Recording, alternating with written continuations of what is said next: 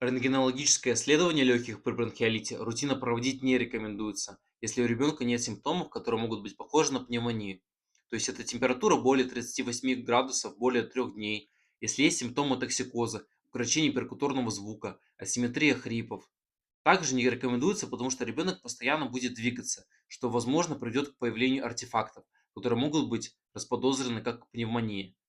Вздутие легких, усиление бронхосудистого рисунка, участки понижения прозрачности легочной ткани, мелкая ателектаза также иногда ошибочно могут принимать за пневмонию, что ведет лишь к необоснованному назначению антибиотиков.